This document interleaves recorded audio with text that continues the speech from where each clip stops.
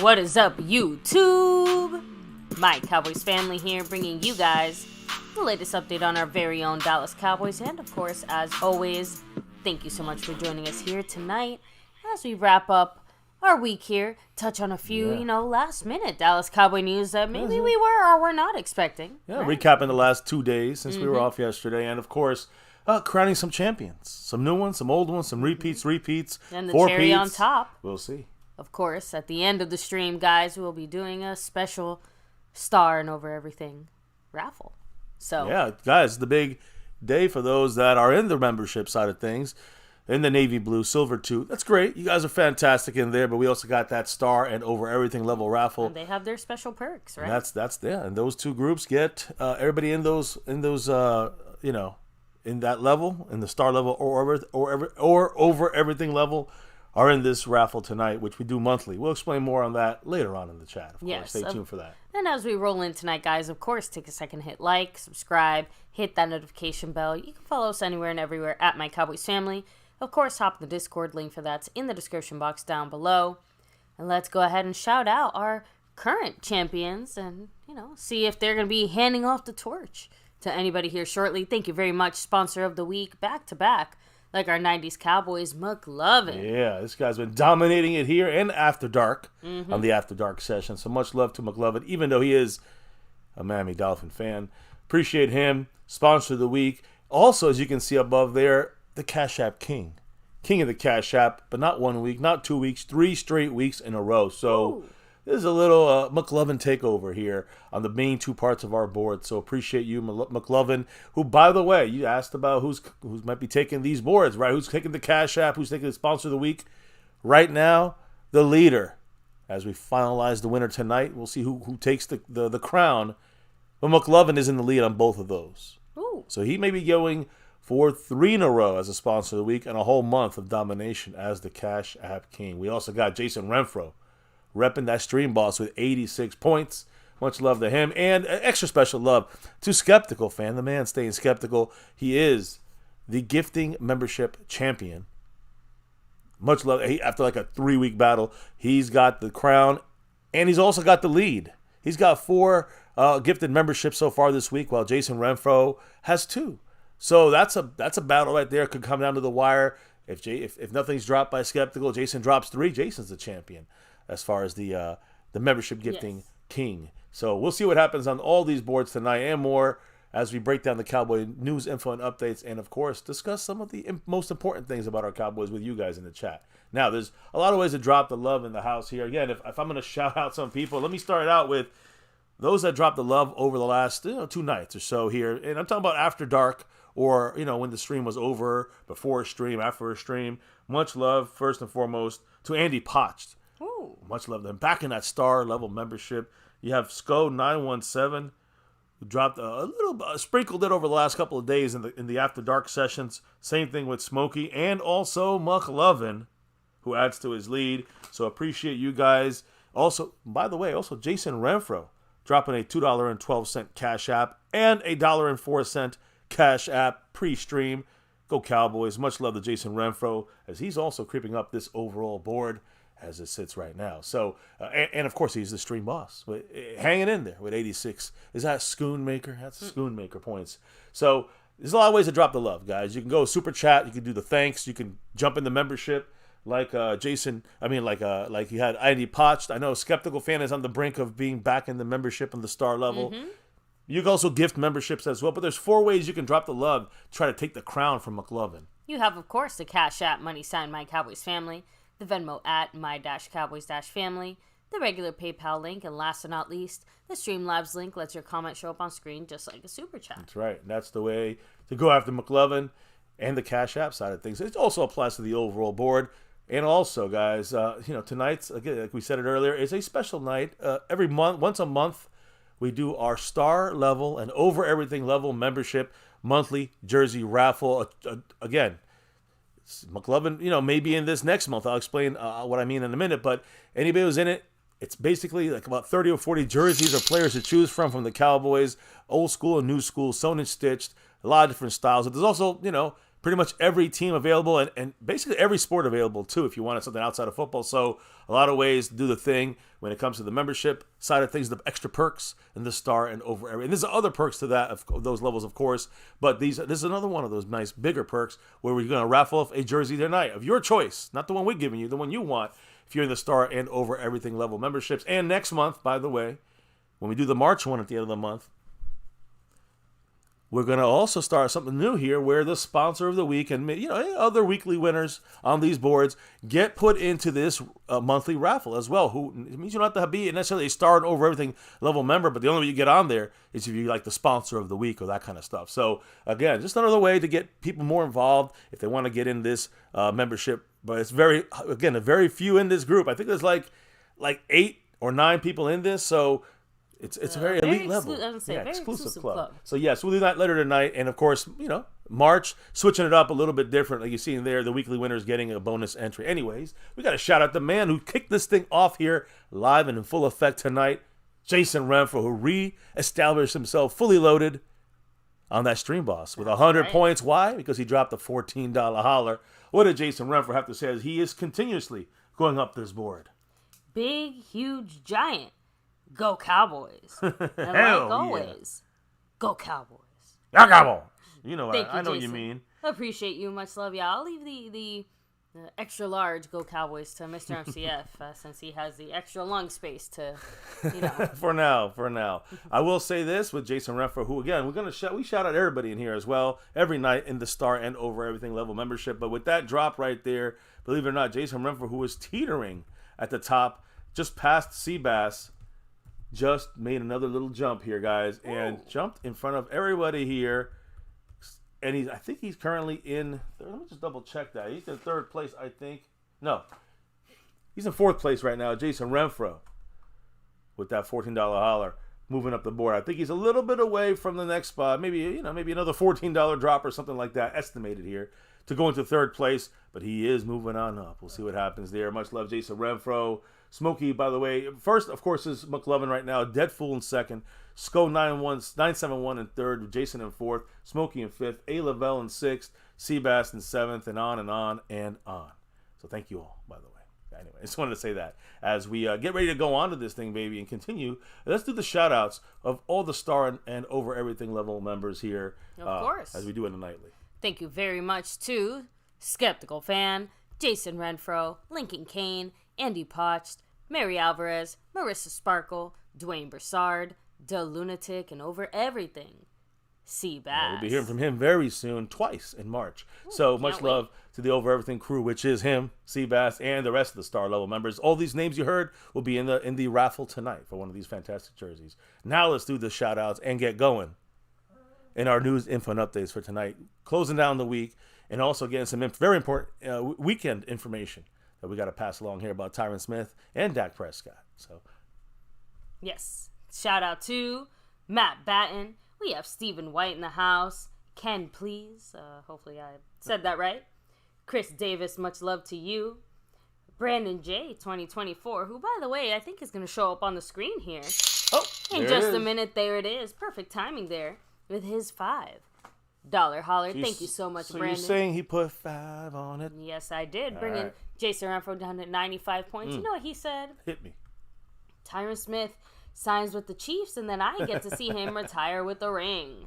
Hey, obviously Tyron Smith's a big part of our discussion when we touch on the Cowboy-specific news there. But yeah, it would really suck if he were to somehow join the list of Cowboy players who leave the Cowboys and then all of a sudden get a ring. Yeah, that would suck.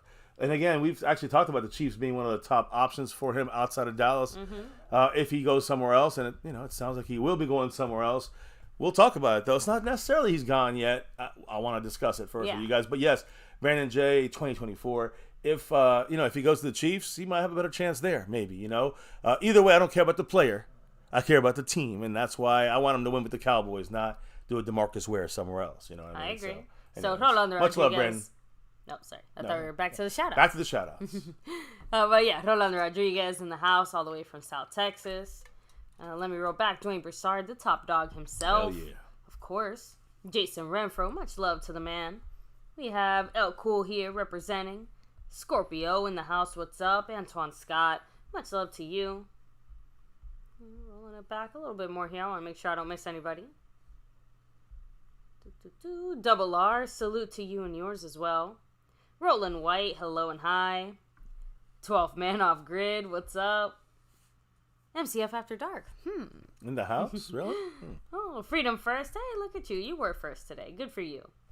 Bobby Garrett, another one of the superior Garretts.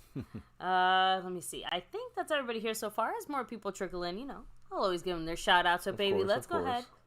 Touch on the Cowboy adjacent news, as we dive into the rest of the Cowboy news. Yeah, well, first off, it affects everybody in the NFL, any kind of a person that follow any kind of sports in the last 3 decades or so. Chris Mortensen, guys, today, media, had the inside scoop on a lot of things. NFL-based award-winning journalist Chris Mortensen today passed away this morning at the age of 72 years old. And Jimmy Pitaro, who's the chairman at ESPN, had some words to say about his passing. Mort was widely respected as an industry pioneer and universally beloved as a supportive, hardworking teammate. He covered the NFL with extraordinary skill and passion and was at the top of his field for decades. He will truly be missed by colleagues and fans, and our hearts and thoughts are with his loved ones. Yeah, guys. So, again, he had some stuff going on in the past with some cancer stuff, so he overcame that, but it looked like I know he finally, unfortunately, was overcome by this, and he died, I think, at home with his family there. Jason Renfro, much love to him. He gets a point back on that stream, boss. What did he say, babe, with his March membership comment? Let's see if the clown show is really all in, and show us that they mean they're all in for real. Get those who we need to the big game, and stop this repeating one and done with this dollar menu BS they're doing, and move on. I'm going to give you a clue here, though, Jason. It ain't going to be an all-in this year. This is not all-in year for the Cowboys, even if Jerry said it. Clown show is not all in. They said it yesterday. I mean, the Friday, we kind of went over some of the comments that were made. And, just Jerry Jones pretty much saying his all in is different than our all in. So, that's kind of the deal there, Jason, unfortunately. So it kind of, that part kind of sucks. So, I'm not going to put too much weight into the Cowboys, front office. Yeah, I was going to say, maybe it's not like dollar menu, but consider it this way. Yeah, no, basically nowhere has a dollar menu no more. It's the value menu. So we've gone from dollar menu to value menu. Yeah. It just, how about that? Maybe a little, maybe we get somebody who's going to, play 5 games rather than 3 this year. I don't know, that we pick up in free agency. So anyways, appreciate you, Mr. Jason Renfro with the comment there. But also finishing up on Chris Mortensen, I did want to say that the Cowboys, one of the other teams said some things, but the Cowboys, Jerry Jones, one of the people that kind of gave a personal kind of comments on this. So what did Jerry say on this particular passing of Chris Mortensen? Chris will forever be part of the NFL family. Loved by so many, he was a brilliant voice for the game and as passionate and talented as there ever has been. My appreciation and respect came quickly for Chris as I visited him often in Austin during my early years. We bonded greatly there. He will be deeply missed, and we're grateful for the special memories and legacy Chris leaves us. We send our thoughts and prayers to his family and those closest to him. There you go, guys. So again, Chris Mortensen will be missed. Definitely feels like we're entering I guess the next wave of the NFL, so to speak. Yeah. It just feels like we're seeing so many great older legends passing in this last year or two. Yeah, so Jerry, also one of those older legends, I guess you can say, still here with us. So when it comes to other, I guess you could say this is all, again, you can see how Jerry Jones was kind of important in this. Mm-hmm. But there's another thing with one of our Cowboy players, a former Cowboy player, Emmitt Smith. University of Florida has eliminated all of their diversity, equity, and inclusion, the DEI, stuff they put in colleges there when it comes to, DeSantis and his crazy ass. I mean, he's got this thing about ripping all this stuff out of the schools. So University of Florida today eliminated, it was earlier in the week, eliminated all of these diversity, equality, and inclusion positions because of a new state Florida rule that prohibits the addition of such programs. Again, this was a memo from the university itself. Florida made a decision to eliminate all of their DEI positions to, quote, comply with the Florida Board of Governors regulation. And that is brought to the table by DeSantis, who wants to stop any program, campus, activity, or policy that classifies individuals on the basis of race, color, sex, national origin, gender identity, or sexual orientation, promotes differential or preferential treatment of individuals of such classification. It's interesting the way it's worded, where it's supposed to be inclusion, but yet the people who don't want this there are saying it like it is being exclusive. It's just very, very interesting the way that both sides of politics spreads their bullshit. Either way, guys, the regulation of Florida that a state university can may not expend any state or federal funds to promote, maintain, or support any of these programs or campus activities. If it does, it violates statutes. You can get in trouble. But the reason I'm mentioning this, I don't really, this is not the channel for that. The reason I'm mentioning this thing here is because our guy Emmitt Smith, who graduated from the University of Florida, the Gators, had something to say about this. He put his 2 cents in this. Again, former Florida and Dallas Cowboy running back, legend Emmitt Smith, blasted the University of Florida, the Gators, his alma mater, in a statement today in response to the university's controversial firing of its entire DEI department, which happened on Friday. So, baby, what did old Emmitt Smith have to say about this situation? I am utterly disgusted by UF's decision and the precedent that it sets. Without the DEI department, the job falls to the office of the provost, who already has their hands full, to raise money for the university and continue to advance the academic studies and athletic programs.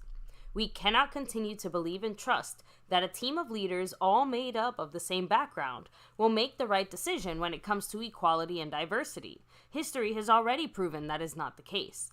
Instead of showing courage and leadership, we continue to fail based on systemic issues, and with this decision, UF has conformed to the political pressures of today's time. To the many minority athletes at UF, please be aware and vocal about the decisions by the university, who is now closing the doors on other minorities without any oversight. And to those who think it's not your problem and stay on the sidelines and say nothing, you are complicit in supporting systemic issues. So, again, man, people have different viewpoints on this. It's not about the view. It's not about this. Is not about the actual the program or the policies of the state of Florida. This is more Emmitt speaking out, and you can see which way he's looking at this. All right, and I'm a big Emmitt Smith supporter. I also agree with him. So go, Emmitt. You give it all you got and tell him how it is. So I see Jason Renfro. He wants to be fully loaded on that stream, boss, back to 100 points with that Dak drop, the $4 holler. What did the man say? He said, "That's the BS I'm talking about, MCF. The dollar menu signs." Hey. We can't help it. They're the ones spending it. It's the clown show doing it, It's when Steven and Jerry are at the helm, especially Stephen Jones, making decisions with the cap and the cap this and too much cap and we don't have enough cap and too much money. I know it doesn't matter how many pretty ways you try to make it. You're never gonna make a Big Mac like a filet mignon. So it is what it is. Jerry has tried multiple different versions of that. What is it that Jerry likes from McDonald's again? Is it the McGriddle? There you go. There you go. There you go. So that explains everything. Obviously, Emmitt Smith has some thoughts to say there regarding his alma mater. So. So moving on though to now we're going into the football NFL realm now, back into things closer, and this has actually again had something to do with a Cowboy close to us. We talked about it the other day, right on Friday, about John Fossil's input to maybe making a real change in NFL history when it comes to the kickoffs. Because that's they don't like the way it's set up now. They don't like the way it was set up in the past, where people get injured. Now it's like a touchback every play, every kickoff. So how do you make it more exciting? The XFL system with some tweaks. We discussed this when it comes to John Fossil and Bones about what he said about it. So now we're hearing new things about the NFL kickoff rule, which will be discussed in Orlando in about 2 weeks or so. And there's no surprises allowed. Let me explain what's going on here. Listen to this. I know you're into the special team stuff, but this new kickoff rule, which it's gonna be similar to the XFL, but here's the thing: there's no surprises allowed. Okay. The new kickoff rule, which was crafted by people like John Fossil and others, but it was like him and 2 others, would allow teams to attempt an onside kick only when trailing in the fourth quarter and require them to declare it in advance. So you cannot just do an onside kick without anybody knowing. You cannot do an onside kick in the third quarter. You got to be in the fourth quarter and losing. If you're in the fourth quarter and you're losing, which you just scored, you're still losing, and you're kicking off, now you can do an onside kick. But you can't surprise anyone. It can't be a trick. Yeah, there's no kick, cutesy onside kick, trying to pretend you're not or whatever. It can't be like the Saints. Hear that, Dan Campbell? It can't be like the Saints and the Colts in the Super Bowl when the Saints did the onside kick. And it was like, open up the half. You can't do that anymore. You can't open up the game with the onside kick. You can only, it has to be fourth quarter. You got to be losing. So that's one of the rules there. It's going to change if this kickoff rule is put into play, whether this year or next year.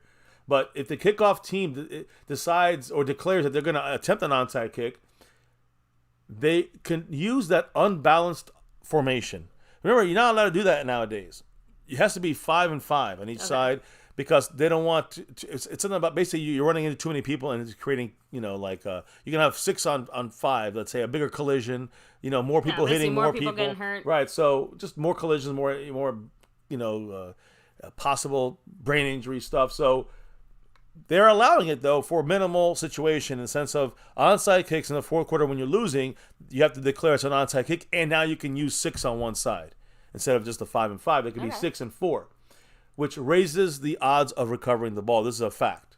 Statistically speaking, guys, it's a fact. Only 5.2% of onside kicks were recovered this year, and there were just 2 surprise onside kicks, mainly because of the run-ups being banned to the kick. So again, there's really no, you can't, if you're not running to the line of scrimmage, you're not giving that running head start, you're really not seeing many teams do onside kicks anymore, unless you have to do it. And you only get it 5% of the time. So they're trying to set it up so it gets you more of a chance to get an onside kick by adding another player on that side of the field. You could also, the setup zone, kick and the kick return teams would line up on the receiving team's 40 and 35-yard lines respectively, and can't leave until the ball is touched or reaches the target zone, which is a 20-yard line to the goal line area. So a lot of different rules. So you can't, really attack that ball until a certain point. Touchbacks now, guys. This is, again, if this rule is implemented, the ball is kicked into the end zone. The receiving team gets it at the 35 now. So they're trying to make people avoid touchbacks. Okay. Touchbacks not 35, maybe that's pretty far down the field. So if the ball is kicked into the end zone, it's kicked into the target zone and rolls into the end zone. So let's say the target zone is, of course, inside the 20. Yeah. If you kick the ball, it hits inside the 20, and rolls into the end zone, then it goes to the 20-yard line. Okay. So it adds a little different rule here. All right, so you know what? I like it just because, again, it adds a little bit more strategy, nuance to, kickoffs. Any kind of kickoff situation there. And it does have to, like you said, it forces that part of the game to become relevant again. Even if it's in a smaller way, you still have to have a little bit of thought and strategy behind what you're doing. I mean, think about it, I am a fan. You guys already know I'm all about the special teams. Think about it, though, right? So if you kick off the ball, right, and it goes directly out of the end zone, like it touches the end zone, it's a touchback automatically, it goes to the 35. But if it hits at the 10 or at the 2 and bounces into the end zone, it's a dead ball, but it still goes touchback, but it's not to the 35, it's to the 20. Yeah, basically it incentivizes you want to try to land in that sweet spot. Really good, kickoffs. You know what I mean? Like, in the sense of good kickoffs, not in strength, but in placement. No, that's what I mean. Well, like it used to be strength, now it's placement. So, it's more of a coordinated kind of. You want to try to kick the ball not into the touchback area because you get the ball on the 35. If you kick it short, you're gonna get a return.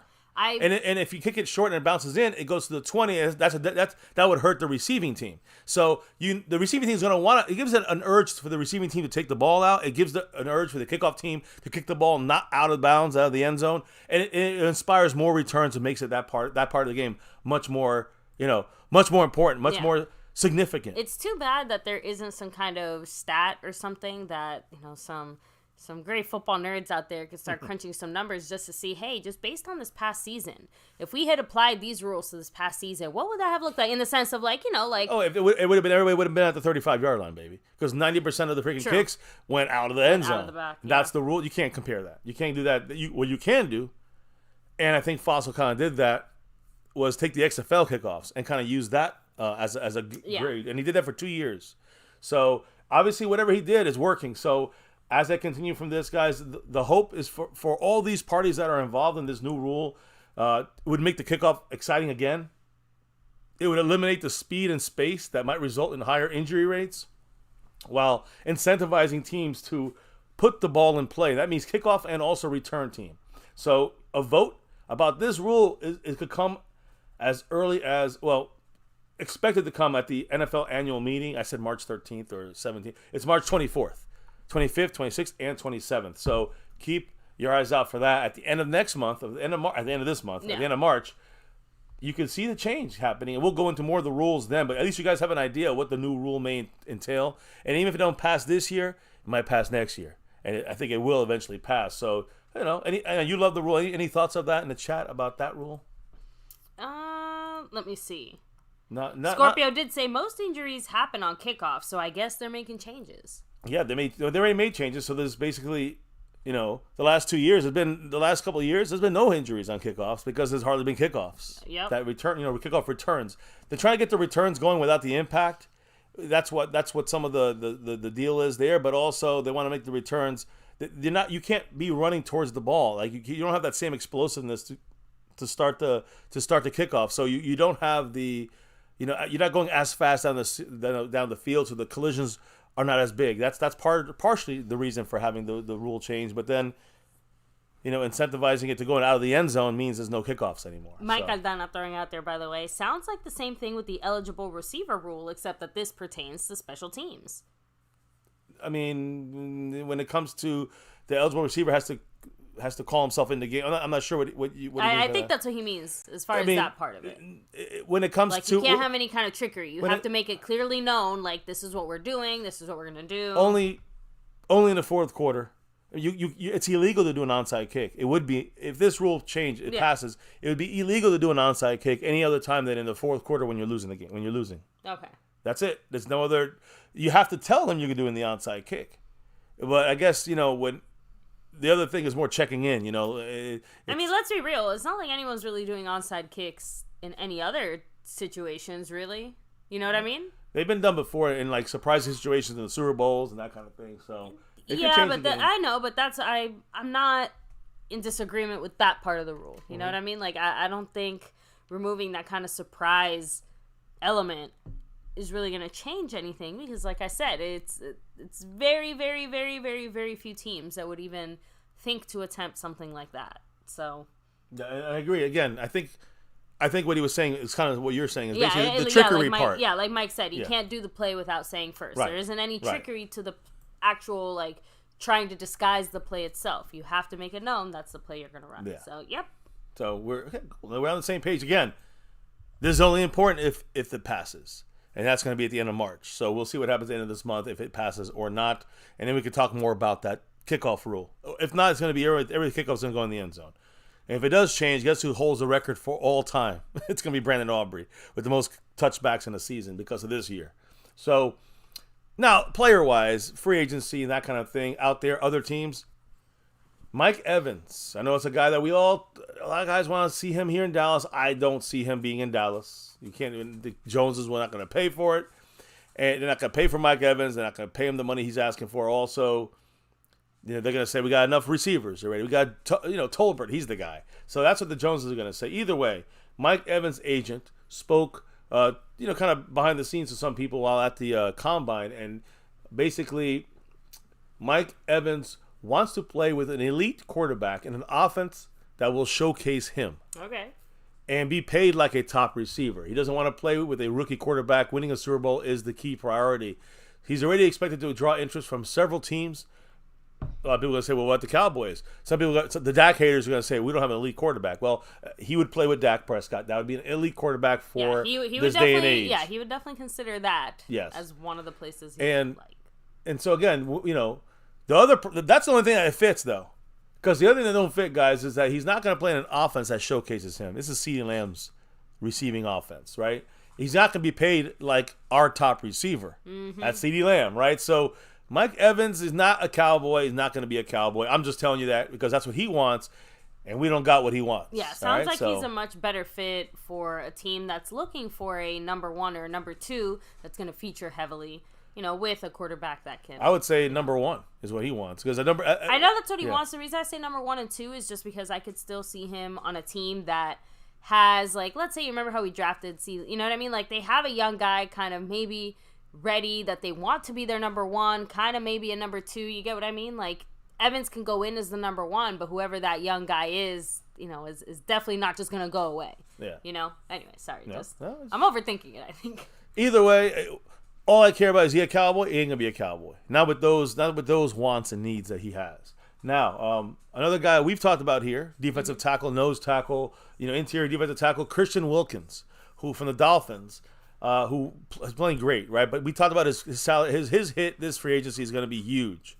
It's like 20-something million. So Miami right now, they're thinking about whether they're going to tag him or not. Several league sources expect the Dolphins, Christian Wilkins, to not be franchise tagged. So that means he's going to be a free agent out there. This source from Miami says that they're still keeping their options open. They still got like 10 days or so, but they're bracing for him to hit free agency. So no Christian Wilkins in Miami means he can go elsewhere. But I told you already, guys, he's going to be over $20 million. He ain't coming to Dallas. Remember, we're not really doing. We know the Joneses aren't doing an all-in, like a definition all-in. They're doing a Jerry Jones all-in, which is bullshit. So that just tells me that. Just like Mike Evans, too costly, so is Christian Wilkins, too costly. What about pass rusher Brian Burns from the Panthers? At the Combine, word is out that the Panthers are not continuing contract talks at this moment, so that means he's going to be a free agent as well, Brian Burns, out there as one of the better underrated pass rushers. Again, too expensive. Not coming to Dallas, in case you're asking. Sorry to shatter your dreams. And finally, a running back that, it's funny because this guy got hurt. I think he got hurt in that water skiing incident, which Zach Moss then took over kind of the starting role and did great. And he's the guy we're talking about from the Buffalo Bills that maybe comes in to Dallas and helps on the running game. But the Bills are going to release that guy who got hurt last year. Naheem Hines, running back and return specialist. Naheem Hines, again, he is probably going to be back for training camp from that ACL injury that he suffered on that jet ski incident last summer. So, again, Naheem Hines is going to be in a free agent list, but he's coming back from that ACL tear. So, be wary about that. Can he help the Cowboys? Probably not coming to the Cowboys. Now, that's kind of the free agent turnaround there. I do have a couple free agent stuff, but it's Cowboy stuff. Let me finish as we get into the Combine side of things here. And talk about tight end Travis Kelce for a minute. Why do I say that? He's not coming to Dallas. But it was interesting to see that he spoke with, on his podcast with his brother, Jason Kelce, the details of his draft combine interview. Okay. And I'm going to post this probably tomorrow sometime so you guys can hear exactly what he said. But this was ahead of the 2013 NFL draft. Okay. And they said there was some red flags that the Cowboys specifically had about him. Smoking weed. Okay. He had some other stuff. I think it was he was suspended. I'm not sure. But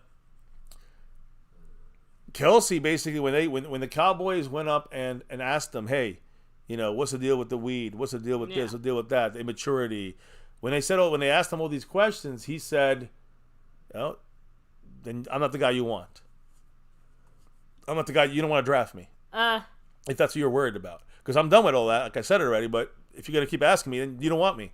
And you're not going to want to draft me. So the Cowboys passed on him, right? Mm-hmm. But it's not just the Cowboys. I mean, this was the story he told because the Cowboys were so specific about his red flags. Pretty much every team passed on him early. Remember that, guys, in the first round. He kind of dropped for a bit. He dropped on everyone's list. So, again, he was picked at number 63 in the draft. All right? Mm-hmm. So we're looking at what? The back end of the second round? Like the end of the second round? The Cowboys did draft a tight end in the second round. His name was Escobar. Yeah. And he didn't. Yeah. And so we went with the guy without any red flags, and he didn't play more than 2 years. So Escobar was a shitty pick for us. We should have went for it. Red flag Travis Kelce. But either way, guys, the Cowboys went in the second round, got a tight end. Then Travis Kelce was picked at 63 on the second. Again, a few picks ahead of the Cowboys in the second round. The Eagles drafted Zach Ertz in the second round. Damn. And the word is the Cowboys were going to draft Zach Ertz. So when they didn't have Zach Ertz there anymore, we decided. And Travis Kelce, Travis Kelce would have been the top pick there, but the red flags pushed him down. down all the way to the 63rd pick where the Chiefs picked them up, and the Cowboys went with Escobar and screwed the pooch there. Now, again, guys, they can't go back in time and fix that, but when the Cowboys say there's red flags for marijuana use, guess who the Cowboys drafted?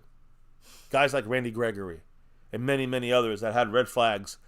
So who knows? I mean, Randy Gregory was drafted after Kelsey. Remember that. It wasn't like so. For a while there, we probably had a record for most players arrested for marijuana situations back in those days. But this was this was 2013. So this was before Randy Gregory was drafted. This was before these guys smoking weed and getting caught. You know, right before the day of the cut downs, whatever. Who was caught? Was that Randy Gregory or other guys were caught? Some guys are caught with weed on our team. This is all after red flags of Travis Kelce for the most part. So it's just funny to me that the Cowboys are worried about the red flags and then draft multiple red flags. I don't understand. Either way, that was a good little story. I'll post it tomorrow on the shorts section. You can see the video there. Now, as we keep it going. Everybody take a second to hit like, subscribe, hit the bell. Follow us anywhere and everywhere at MyCowboysFamily. Hop the Discord. Links for that description box down below. Yes. Make sure you put the MCF and all that stuff, the love and all that stuff there. So, when it comes to the Combine, guys, it ended today. It is finally over. Yes, the Combine on the field is over. And let me get my draft thing here. Let me get my little draft picture so we can keep it focused. If everyone jumps in here, you know where we're at. But, yeah, here it is. When it comes to the draft, the Combine is a major part of figuring out who you want to get. And the Cowboys have a lot of players, a lot of coaches there. They got Will McClay, Jerry and Steven there. And a guy that the Cowboys are interested in that did interview and did a formal interview with, a wide receiver named Xavier Worthy. You guys already know who that is, I think, if you follow any of this. If you even go in our shorts and you see it, you'll see who he is. Texas wide receiver. Texas Longhorn wide receiver. He ran the 40-yard dash in the fastest ever at the NFL Combine. The fastest 40 ever. So he ran the 40 in a 4.21, which, yeah, guys, I mean, that breaks the all-time record by John Ross at 4.22. Initially, it was 4.22, the unofficial time, but then when they rechecked it, he actually did beat him by a tenth of a second. I mean, it's even less than a tenth, right? It's like I don't even know, is that a tenth of a second? A hundredth? A hundredth of a second. He beat him by 4.21 versus 4.22. So congrats to Xavier Worthy, who, by the way, is 165 pounds. Like, he might be fast, but can he take a hit? Not sure. He's disappeared in games. But the Cowboys did meet with him as a formal interview before all of this happened. They still liked him before this. Keep that in mind. But he definitely went up a bit in the draft with this run. I know some people are like going to salivate over this. I'm not really too caring about this because 4.21 is unbelievable. But in football, how does that work for you? You know what I'm saying? And I don't know if I'll pick somebody because they're the fastest guy. I'm going to pick somebody because they're the best guy. So, again, best in running. You know, if this is track, I'd pick him. But this is football, right? So, but it is worthy to mention, right?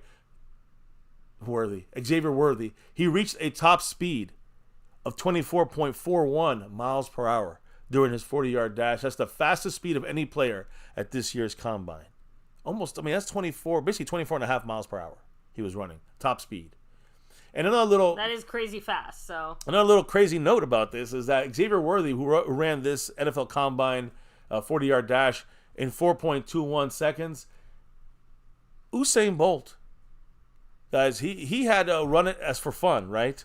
At the Combine in the past, and they have like a Combine, they basically were timing him for the 40, and he ran it in 4.22, the 40-yard dash. So even, again, when you look at this, you're like, wait, Xavier Worthy in a 40-yard dash beat Usain Bolt by a hundredth of a second as well? Yeah, in this unofficial NFL. Yeah, this is casual Usain Bolt. Yeah, and he was in, sneakers. Guys, it's amazing that this guy can run that fast. Usain Bolt. That can run that fast in casual clothes and sneakers. And he still is fucking, it's incredible how fast he is. So, again, if someone's telling you, yeah, look at that, even Xavier Worthy beat Usain Bolt, call bullshit on that, okay? Because Usain Bolt in a real race would have destroyed him.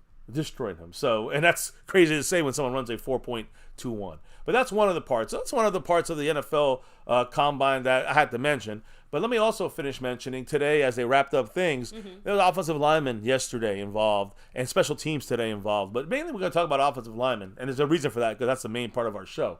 Look, here's the thing, guys. 318 players were measured in this draft. Measurements, the activity on the field, the drills. So a lot of players in this combine to check out. When it came to the offensive line, there is no official meeting between the Dallas Cowboys and Oregon's center, Jackson Powers Johnson, JPJ, who I really do love as a center or even a guard. But Cowboys didn't talk to him. Does that mean he's out of the running? No. Because the Cowboys did have in-depth discussions with him and met with him at the Senior Bowl. So his stock is rising now and probably trending, honestly, to be picked before the Cowboys pick at 24.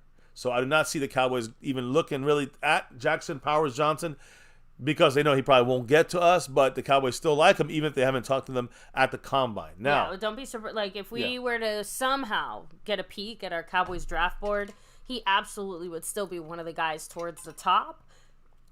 But on that, probably not going to get him. We're still putting him at the top of our list type of guys. And then we talk about the offensive lineman. That's the center guard stuff. Mm-hmm. What about tackle, which takes a new look now? We'll talk about that in a minute. One of the guys that was Mel Kiper mocked to us, Georgia offensive tackle Amarius Mims. Amarius Mims, guys, this guy's huge, right? He's like, I think he's like, what is he, 6'8", something? He ran the 40 in incredible speed. He did, and then he ran the 40 a second time, and he kind of hurt something there. And then he went, they were going to do the shuttle, and there were reports that he did the shuttle in like some crazy time, which would have been insane for a guy his size. That was incorrect numbers, guys. It was a misreport. So I want to make sure everyone knows that. Hopes got a little too high. So Amarius Mims, he's a guy who's mocked at the Cowboys, but he's a guy who's been injured. He played like maybe 13 games in his career. So at Georgia, so injuries and other issues, and he's still a top guy because he's unbelievably. I mean, he's unbelievably huge. I mean, he's like 6'8", 360, and he's like chiseled. And this guy's a monster. But his injury situation is a thing there.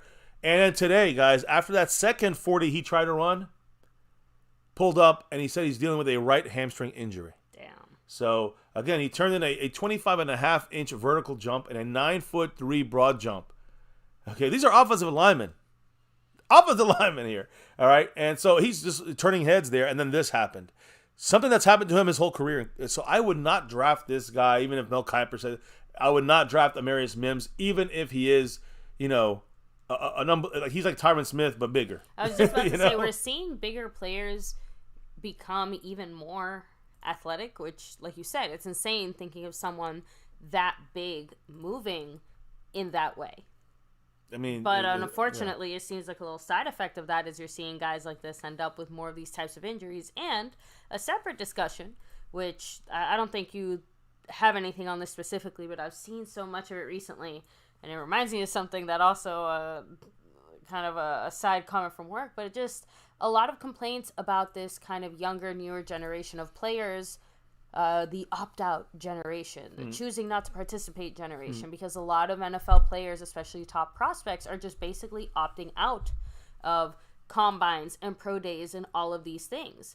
Now, for them, it's an argument of, I've worked this hard, I'm not going to risk my soon-to-be millions of dollars in contracts to go get hurt in a freaking combine.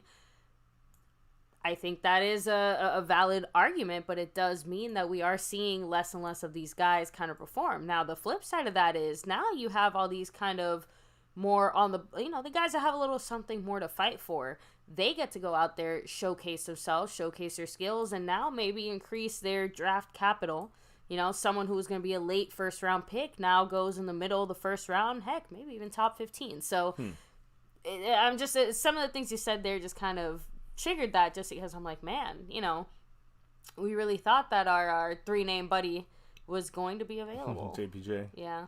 Well, and he still may be. I know he may be. It's more, like I said, it's just more the general trends of like, what's happening. And of course, I'm sorry, but yeah, a guy that big should not be able to jump that high like that. Well, again, this is Amarius. Yes.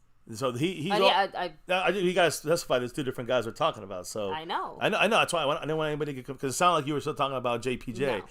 Amarius, what's his name? Freaking Amarius Mims from Georgia. He is a guy that is like superhuman, but unfortunately he is human because he does have injuries and it's hurt his career in college. Do you want to get another Tyron Smith as a rookie? You know what I'm saying? Like Tyron Smith now? Yeah. Like a Tyron Smith that's injured now, like frequently injured as a rookie. Yeah, like don't need to start went down that road we for don't the last need however many years. We do not need to start going down that path. But let's continue looking at this, because maybe there were some official meetings, the final kind of, I think by the end of tonight, I'm going to get you probably about 42 or 43 out of the 45 people the Cowboys, rookies and guys at the combine the Cowboys spoke with. And I mean formal speakings, not informal. So informal discussions went down with a bunch of offensive linemen and these prospects. Listen to this. Informal, which means they just spoke to them on the field during a drill. Offensive tackle Dominic Pooney from Kansas. Offensive tackle Julian Pearl from Illinois. Offensive tackle Brady Lantham from Arkansas. Center Bo Lemur from Arkansas as well. Center Kingsley Ekugan from Florida. Gottlieb Ayediz from Maryland.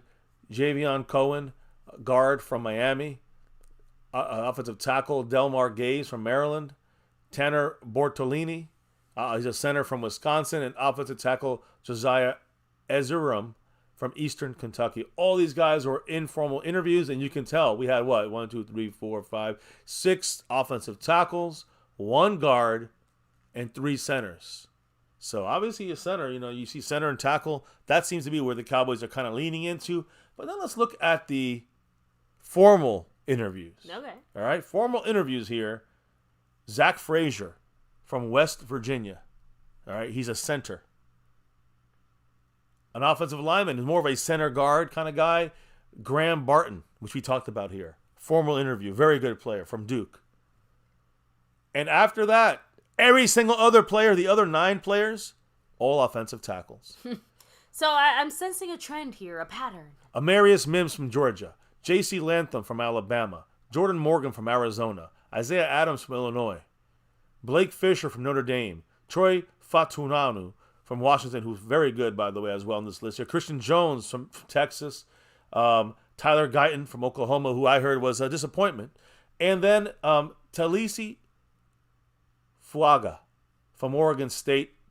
The reason why he's a question mark, a little asterisk, is because he said he didn't remember if the Cowboys formally interviewed him or not. Oh. But it's guys, 9 offensive tackles and then 2 centers. Those are the formal interviews. So if that tells you, we had a lot of centers and some 3 centers and 4 tackles, and the informal. But the formal, you get 1 center, 2 centers, and 9 tackles. I mean, where we're going I'm this gonna be that person this summer. I'm gonna be that person and say that it does add some weight to some of the news that we heard yesterday, as far as some decisions the Cowboys might be making. Now we know and speaking of yesterday. Because I'm just saying, I didn't necessarily want to believe it, but when you hear, like I said, it's when you look at the formal interviews and even the informal interviews. I mean, how many offensive tackles do you need to interview before you start to wonder, hey, maybe the Cowboys are looking at an offensive tackle? So, I mean, think what the whole thing, all the names we went over the last couple of days. Yeah. There were basically 6 guys from the defensive line, from the defensive tackle spot, not the edge. Mm-hmm. No edge rushers were formally interviewed. I'll go through the list in a little bit. It's important to note, though, where the Cowboys are figuring, where they're focusing on right now. 3 linebackers, 4 corners, 5 defensive tackles, 5 running backs. We had formally interviewed 7 receivers and 12 offensive linemen. 12. Formally. In a formal setting, not formally, but in a formal setting, they interview these guys in formal interviews. That tells me, guys, the Cowboys are going to go offensive line hardcore and probably first round. Receiver, you can get a receiver, and most of these receivers the Cowboys are looking at were like 3rd round, 4th round guys for the receivers, even though we looked at 7 of them. But the 12 guys on offensive line are first and second round guys. So we're going offensive line in my mind. Running backs, 5 guys, more of the third and fourth round type running backs. Defensive tackles, 5 guys as well. It's a lot for the Cowboys' formal interviews. And these guys are more at the first and second and third round. So we're going offensive line, defensive line, first and second round. That in some combination. That's what I believe. With running back and receiver, probably third and fourth round coming up next. Cornerbacks, we looked at 4 of them formally, and linebackers, 3 of them. Now, it doesn't mean you can't get a linebacker in there or a cornerback, but the way it looks heavy. Offensive line and defensive line and linebacker for the first round and second round. When it comes to the third round and fourth round, it feels more like running back, receiver, with, of course, cornerback. You could throw in there again, linebacker, defensive tackle, offensive lineman, but that's more depth now you're talking about. Your day 3 guys. So when you look at this, that's the way the Cowboys are going. And why would you think, why do you think in this draft the Cowboys may just go for an offensive tackle? Because of this guy right here. Because of this guy right here, TYRON Smith. Now, what is TYRON Smith? As you can tell, guys, if you guys have been living under a rock, and you don't know this, but TYRON Smith, on Friday, we spoke about this on Friday, about Jerry Jones, his comments, basically saying we're meeting with TYRON Smith's agent. We're locking this thing up. It sounded like we're going to get TYRON Smith for a team-friendly deal. He wanted to stay in Dallas. Everything looked good on Friday. And then yesterday, on Saturday, reported, early in the morning, by the way. I mean, literally maybe after my After Dark show. It was reported like right after that, the end of an era with TYRON Smith. And the deal is, as far as the early morning reports, Cowboys All-Pro and Pro Bowl left tackle TYRON Smith will be a free agent and unlikely to return to Dallas. This is per multiple sources through Adam Scheffler, Ian Rappaport, Tom Pelissaro, everybody. So the blind side, left side protector for the Cowboys since 2011. He's going to be a free agent. He's going to be highly looked for, coveted and looked upon. So no surprise there. Yeah, you just got teams. We already heard rumors that Kansas City was like one of the top spots for him to end up in. Of course. Stop the show for a second. We got the man staying skeptical. Woo. Skeptical fan back in his star level membership. Thank you so much, Skeptical. Appreciate you, of course. Yes, much love. Representing back in that star membership. Yes, and back in that star membership means, and I'm going to report this now, he just made a huge jump on this board. Right now, just a 2 gifting lead over Jason Renfro when it comes to the membership side of things. The gifting membership side, Skeptical fan now, after that drop, in 4th place, right in front of Jason Renfro, believe it or not. But he made a jump right there over A. Lavelle, Smokey, and Jason Renfro. Skeptical fan now in 4th place on this board. And currently in 1st place, looking for a back-to-back in the gifting membership board. Who, like I said, is up by 2 over Jason Renfro. There you go. Oh, sorry. I thought you were going to say something else there. No, that's it. So, much love to you, man. Much love staying skeptical. Appreciate you, brother. So, as I continue this, and we get into this TYRON Smith situation, what happened? Like, all of a sudden, he was ready to be a Cowboy, Jerry Jones, and now all of a sudden, he's on the out. He's gone. Like, within a fucking 12-hour period, this happened. So, I'll go back for a second. On Friday, Jerry Jones literally said that he's going to figure out something when it comes to TYRON Smith that works for both sides. And then yesterday, Saturday, we hear this report. Sounds like there were differing opinions about what works for both sides. Very good point. That always is the issue, guys. And it's not just Jerry Jones. It's the issue when you work with this front office and the motherfucking clown show, which is both Jerry and Steven. And Jerry might be like, we're going to work something out. Steven's like, we'll only work out something if it's this way, and we lowball him. That's probably what they did, because he was out the door basically after that. Whatever the Cowboys said was something that wasn't even on his mind, as far as, because I believe TYRON Smith wanted to stay here, finish his career, not uproot his family and move. That seems mind-blowing that he would do this now, but it must have been not a very good deal by Jerry and Stephen Jones. Now we have to look at a offensive lineman right now at that left tackle spot or left guard spot, because we have an opening now. Whether you move Tyler Smith to the tackle, or leave Tyler Smith at guard, you got to fix that spot. Now we got a wide open, gaping hole on our offensive line. So that's how that broke down. I mean, both sides obviously had a different opinion of what works out. The Cowboys met on Friday at the Combine with Tyron Smith's agent, and the understanding is that they're expected to move in different directions. This is a person familiar with the situation.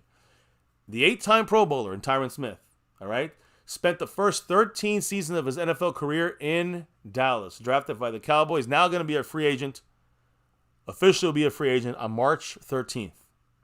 Now, more news on this, though. Cowboys still have interest in re-signing left tackle Tyron Smith. Could there still be a chance? Maybe.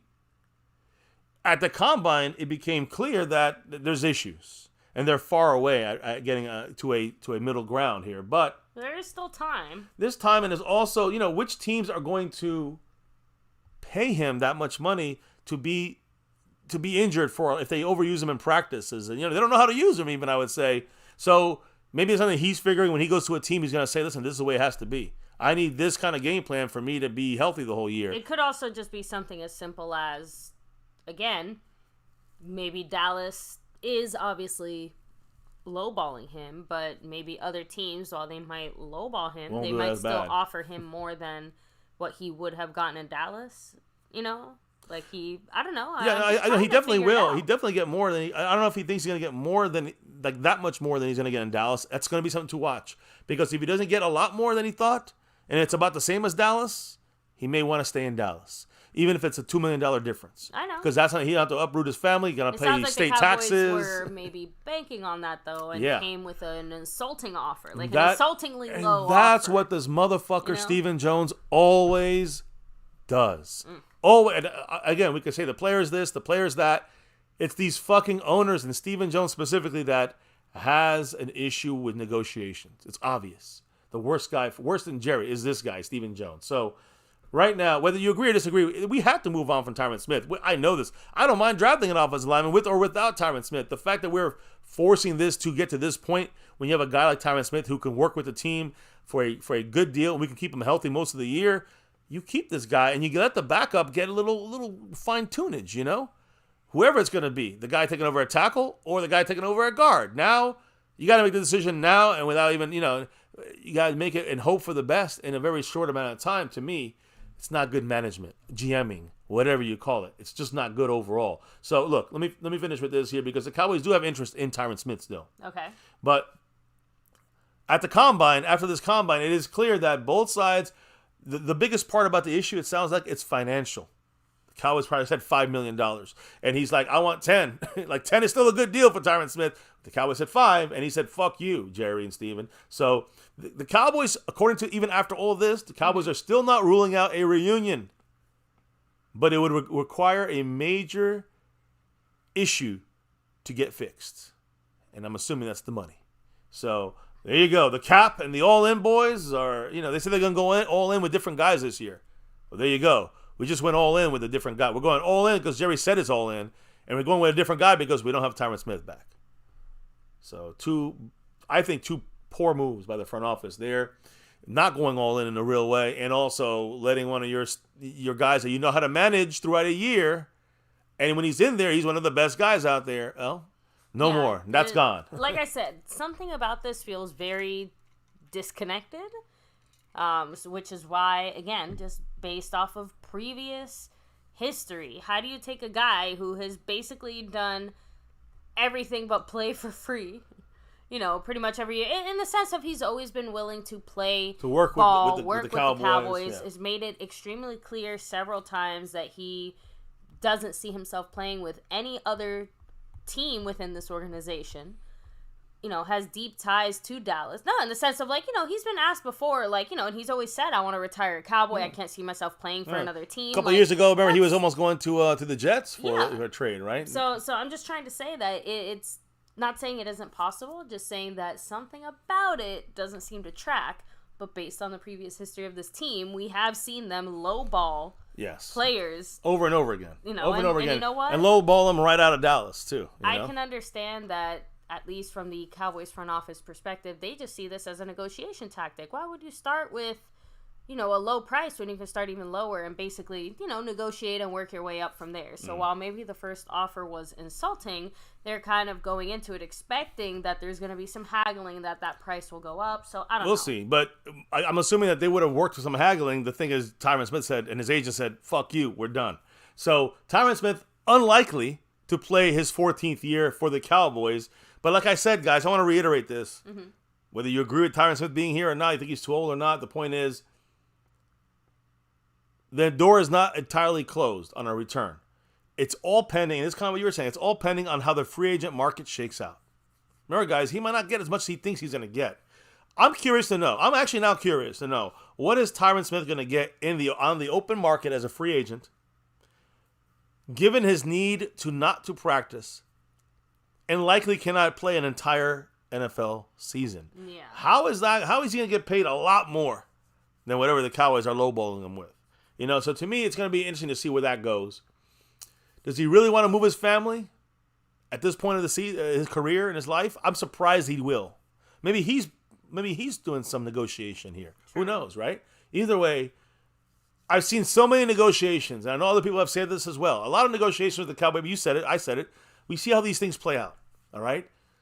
I'm not going to just say. That's why I put it out there like he's leaving, but I almost put a question mark because I'm not sure if he's leaving as far as a free agent. He'll be a free agent for a week or two, or maybe not. Maybe much less and be picked up. That doesn't necessarily mean that we're never going to see him back here again. Right, but yeah, definitely agree with the clown show there, Mr. Seabass is throwing that out there. And Raymond and Carolina Jones saying, since the cap went up, don't you think that these players want more money? There could be more important deals than his. So like Tyron's looking at it as, look, the cap just went up. I'm still out here performing at an elite level.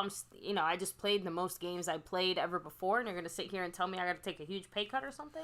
I hear what you're saying. I understand what they're saying in the chat, but also whether he played the whole year or not, that's not going to be a thing that probably is guaranteed. Obviously, every year we know there's going to be issues with injury. He's got to be managed properly, and there might be other. I know that all these contracts go up. Everything I've said when it comes to the money this year and contracts are with that and is with that in mind. Okay.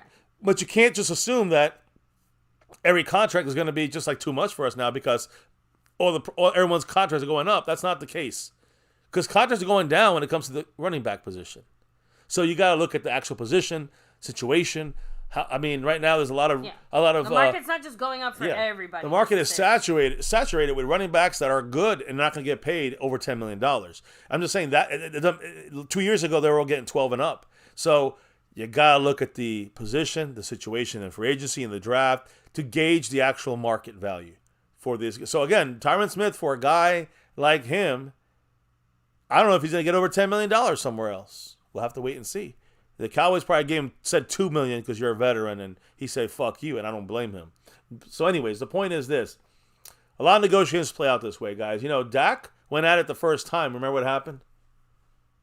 And remember Tank? The 2 times. Remember, even 2 years ago, they were just saying you're going to be cut, and who wants to trade? Just a lot of bullshit talk from the front office sometimes, or like misdirection stuff that the front office tries to do to try to help the negotiation points, and it never helps them anyways. But either way, let it play out, guys. Let's see where it goes. Whether you like Tyron Smith or you're glad he's going to be gone, let's see what happens because sometimes things get ugly between both sides of things, and all of a sudden it works out. You never know, right? Even some really ugly back and forths have worked out sometimes. So it could happen for Tyron Smith, or it might not happen. Either way, I wouldn't, just see what happens. Let's see how it plays. I'm not saying it's rooted on or not rooted on. The Cowboys got to move on and kind of figure out what they're going to do. When I think about what we're missing here when it comes to Tyron Smith, it's not just his ability to play. And I think you can agree with this too, baby. When it comes to Tyron Smith, I talk about Tyler Smith. Why? Left guard Tyler Smith has always praised how much Tyron has helped him with his growth at left guard.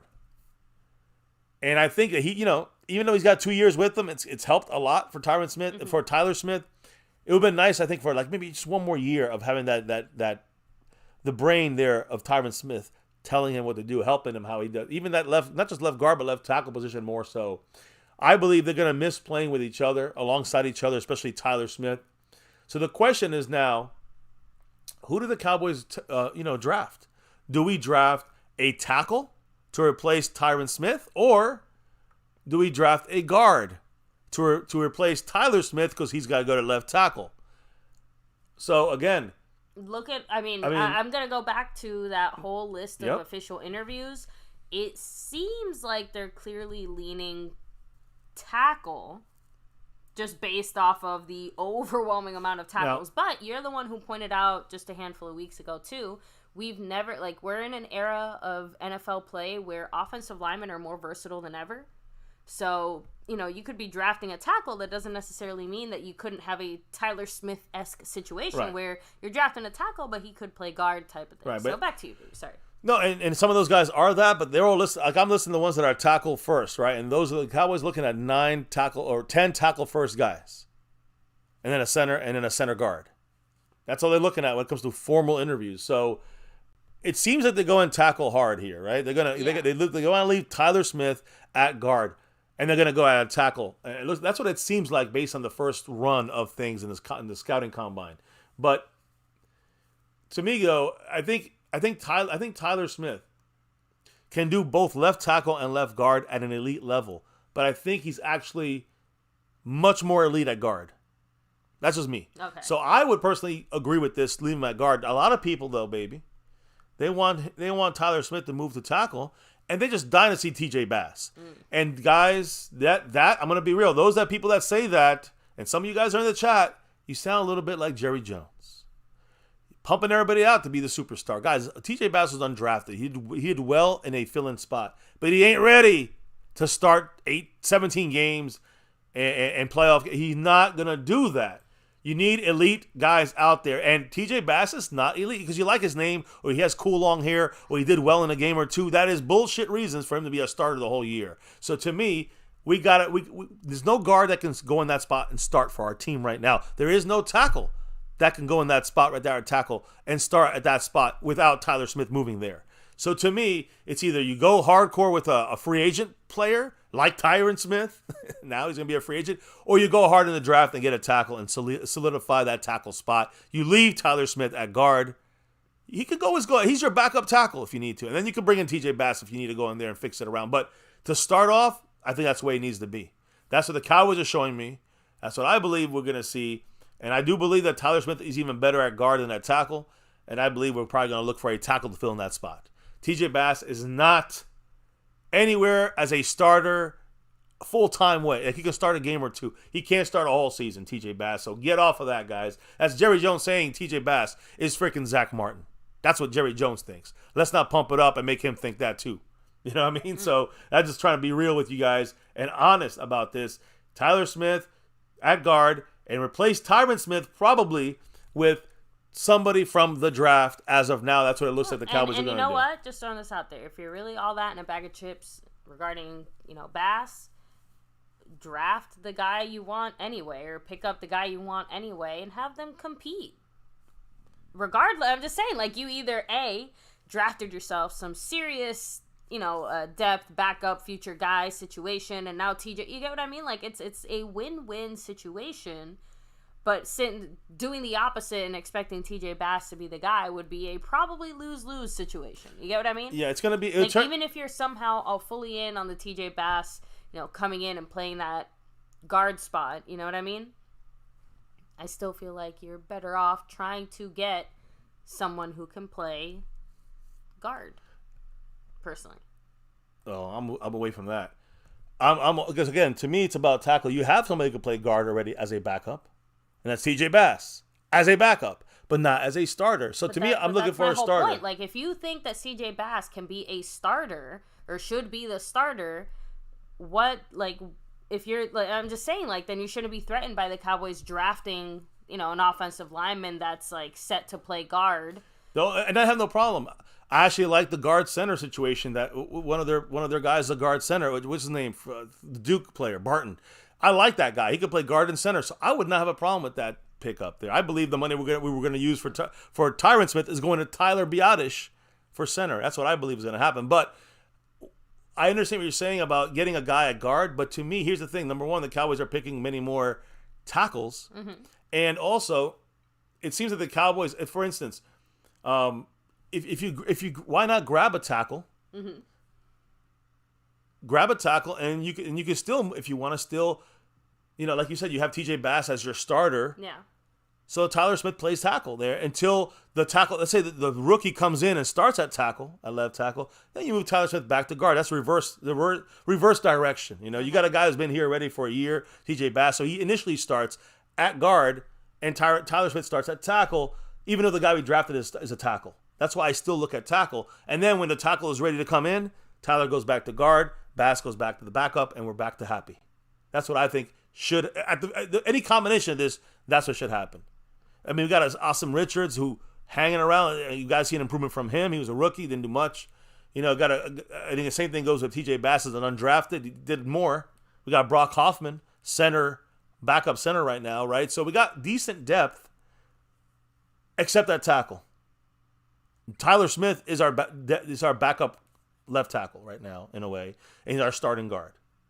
So we got to fill in that starting tackle spot, in my humble opinion. If we had a lot of guards on our list, I'd say it looks like Tyler Smith might be moving to the outside, and we're drafting a guard. We have a lot of tackles on that list. Tyler Smith staying there, and TJ Bass is the backup at guard. Again, I don't disagree with your statement.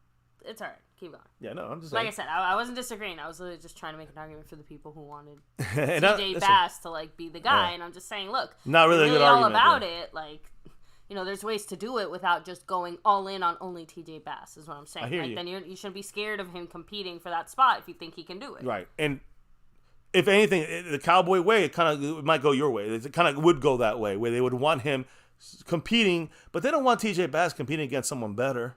They want TJ Bass competing against someone worse, so they can say, look at what a great deal we got with TJ Bass. That's the way the Joneses do their shit. So it's just, I don't trust TJ Bass trying to be a starter. You know what I'm saying? Like that, even that mindset is already defeatist. It's already Jerry Jones-ish, because we're not top level on the offensive line. Now, I see Matt Batten in there saying we need a center. Biadasz is not worth the money at center. And even though I agree at a certain point it is worth $7 million a year for 2 years, that's worth it for Biadasz because he knows the offensive line. He knows the line calls. It is important to be fluid with your quarterback. He is fluid. He's very in tune with Dak. So this is a good reason to keep Tyler Biadasz around at least a year or two. I would have no problem drafting a Barton who plays center guard, play him at guard for a little bit, and then move him to center when Biadasz is gone in a year or two. Like I would play that game with our top pick. You could play him at guard, move Tyler Smith to tackle, and then when it's time in 2 years, you can then shift it back, right? You move Barton from Duke to center, his natural position, Tyler Smith to guard, his natural position, or you leave him there at tackle and you draft the guard in 2 years. Or you draft the tackle and move him back to guard. You know what I'm saying? There's so many combinations. Yeah, you this is a good stay. Options. Keeping Tyler Smith and drafting an offensive tackle keeps things in order. Keeping him in, if we draft a guard center kind of guy that could play center, that would keep things still good for us. And Tyler Smith on the outside, Biadasz staying here for a year or two at center. That's all. $7 million, not much for an offensive lineman that is a Pro Bowler 1 year, and also has this offense down with the communication with Zach Martin, the whole offensive line, and the quarterback, which is extremely important from a center. Starting over would be a slight issue for a rookie, but of course they would get in tune. But it's just starting over in another spot now again. So again, it's just some things I'm saying. Look, here's the thing, guys. Whatever we do at the draft, we'll see. But one of the biggest issues to me about Tyron Smith leaving the Cowboys is that he's another all-world talent with the Cowboys, that the Cowboys wasted his career. Another wasted career and you can't by the Cowboys. And there's no ifs, ands, or buts about it. We drafted him when he wasn't even legally old enough to drink. We also drafted guys that, or undrafted, we have guys in this team over the last 2 decades that we've wasted their careers. You want to hear some names? DeMarcus Ware, who luckily won one at the end of his career in Denver. Jason Witten, wasted career. Des Bryant, wasted career. Tony Romo, wasted career. Dan Bailey, wasted career. Sean Lee, injured, but, career. Travis Frederick, we know. These guys, you can start saying some of these guys with some of the newer guys. Like I would say Ezekiel Elliott wasted the career with the draft pick, the way we overused him. Some ways Dak Prescott, so many years to get yourself a coordinator that can know that you can stop, like Jerry Jones, stop having his hands involved in, from Jason Garrett to the beginnings of Mike McCarthy. I mean, that's most of Dak's career. I wish they would have been more hands off. This organization was wasting careers of some really good players that we've drafted, developed, or whatever you want to call it. So if this is really the end of the Tyron Smith career with the Cowboys, again, Hall of Famer to me, 8-time Pro Bowler, 2-time All-Pro first team, 3-time All-Pro second team, member of the NFL's all-decade team of the 2010s, and one of the best offensive linemen in Cowboy history. So I'm going to say a big thank you to Tyron Smith for everything he did here. Now, as we move on, I'm going back to the draft here, and that's what I wanted to say, baby. Again, when I look at the positions, the Cowboys went 3 linebackers that we did formal interviews with, 4 cornerbacks, formal interviews, defensive tackles and running backs, 5 guys each for formal interviews, and then receivers, 7 of them for formal interviews, which are mainly 3rd and 4th round guys that we looked at. And offensive linemen, all top-notch guys, outside of center Zach Frazier and Barton, which is the guard center. The other 10 guys that the Cowboys had formal interviews with were offensive tackles. Amarius Mims, which we talked about earlier, he got injured, so the Cowboys talked to him formally. They had a formal talk with J.C. Latham from Alabama, Jordan Morgan from Arizona, Isaiah Adams from Illinois, Talisi Fuaga, who thinks he had one with Dallas. He's from Oregon State. Blake Fisher, Notre Dame, from Troy Fatuanu from Washington, Christian Jones from Texas, Tyler Guyton from Oklahoma. These 10 guys were all formally interviewed by the Dallas Cowboys. It means the Cowboys are going tackle heavy, at least. And these are top-notch first and second round kind of tackles. So the Cowboys, they're serious about going this route, in my opinion. And when you look at the guys that we interviewed and talked to, obviously offensive line is heavy. And then even heavier. When you look at the offensive line, what's the heaviest? There's no guards, really. There's 2 centers and 10 tackles that are top-notch players. So, you tell me. Now, at the combine, you had, the Tyron Smith situation kind of coming to a turn and an end, so to speak. You have other guys that are floating around out there, where they're trying to get deals, they're trying to, or they're going to be free agents, like Tyron Smith now, like Dorrance Armstrong. A lot of people are saying he's going to have a stronger market than most people think. Okay. For Dorrance Armstrong, number 92. The key is that the Dallas defensive lineman, that Dorrance Armstrong himself, he has a lot of interest in the NFL right now. Again, will probably not be back with the Cowboys. Sounds like there's an interest from Washington and Dan Quinn to bring him to Washington. We talked about this when he went there with all that cap money. A lot of guys from Dallas may want to go play with him because he could give him more money there. Washington's like $73 million under the cap. Yeah. So they could give money. Washington's going to be throwing stupid money at a lot of people. And so Dorrance Armstrong is getting some interest from the Washington Commanders. Now, let's be real. Dorrance Armstrong, he's not a starter, all right? But he is a good rotational piece. And he's very good on special teams. Outstanding special teams player. Rotational player who had 21 sacks during Dan Quinn's 3 years with the Cowboys. I think he only had 2.5 sacks before Dan Quinn came here. He only had 2.5 sacks, and after he came here, he had 21 sacks as a rotational defensive lineman. And he's only 26 years old. He's turning 27 in June. So he's still relatively young. Pass rusher. He got paid, $5 million from us? I mean, he's going to definitely get a little more than that this year from somewhere else. And it may, in this day and age, he may be a good player to go after and try to sign for a little bit cheaper than you would a name guy who may give you the same production. So we'll see what happens to Dorrance Armstrong. The other guy, and we're going to finish it tonight. This is the end. This is the end of the stream, guys. So, and the end of the week. So get your last drops in, your last thoughts in.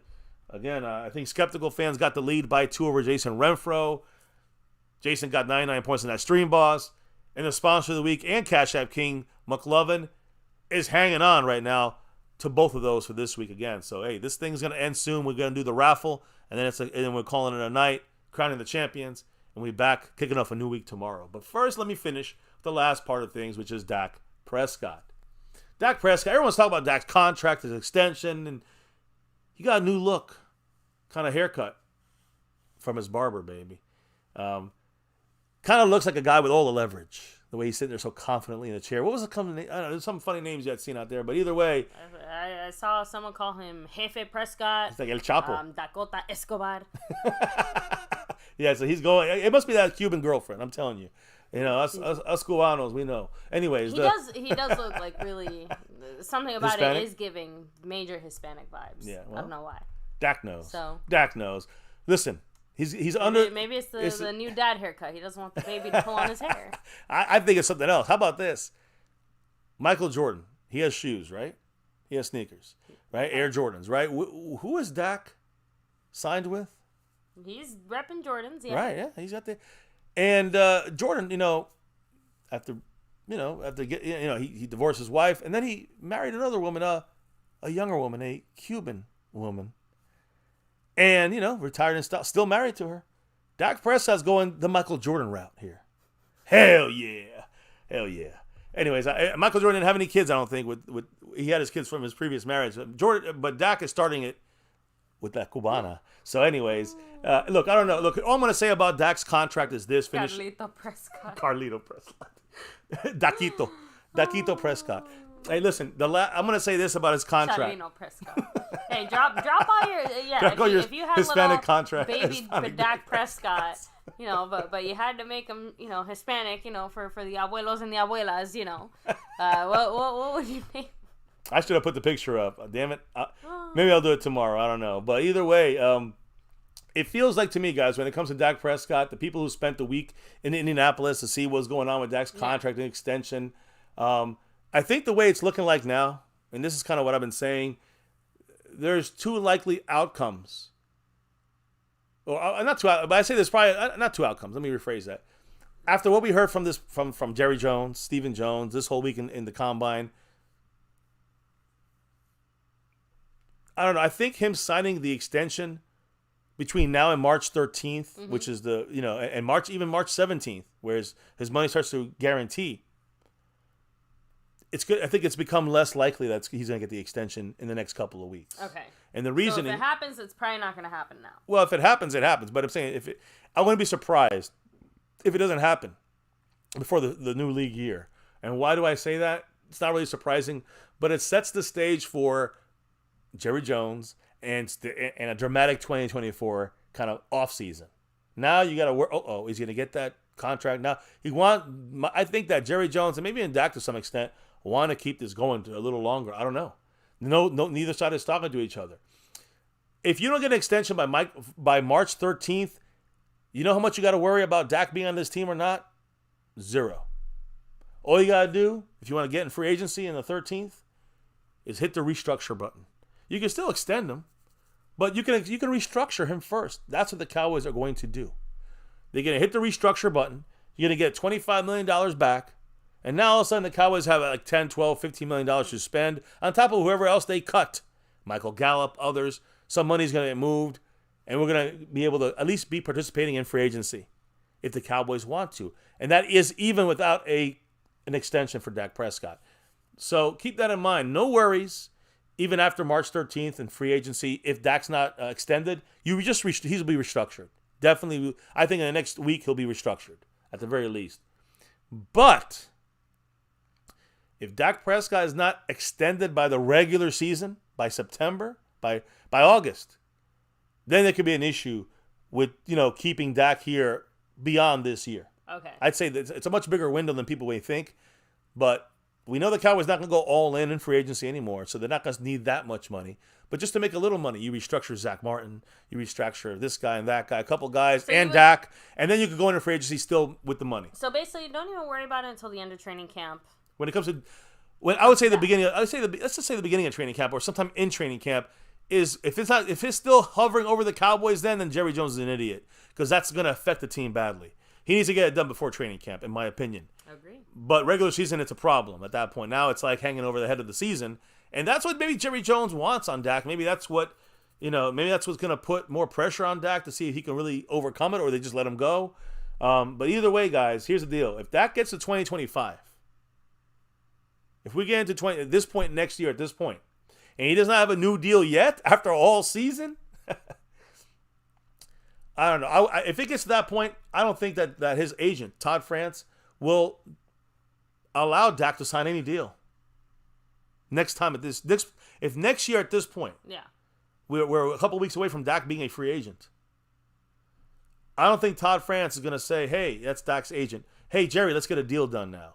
He's going to say, let's test the free agency. I agree. And let's get more money. Because that's what he's going to get. Not just that, but that's what makes sense from a Business personal perspective. business perspective. Yeah. So to me, if you look at next year, Dak will be 31 years old, an All-Pro quarterback.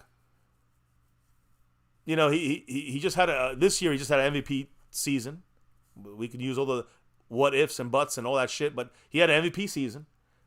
And next, we'll see what he does in 2024. If he has another good season or great season, then he's not gonna sign in Dallas. He's gonna go somewhere else, and they'll give him $80 million. You know what I mean? 70, whatever it is. I don't know. I'm not saying 80. Instead of 60 next year, it might be 62, but he'll get 65 somewhere else, and everybody will be happy. But the thing is, everybody that hates Dak will be happy, but then we will have no quarterback going forward. And don't think that Cooper Rush or Trey Lance is going to get us 8 wins or 9 wins or 10 wins or 12 wins. It ain't going to get us there. Well, good to keep those dates kind of in our mind for now. So no need to panic, regardless of whether you're a pro panic or or be happy. Because some of these guys want to see Dak Let's just gone. kind of hold off, see what happens. Still very likely that Dak will be re-signed, restructured in some capacity. I just want to get the breakdowns, kind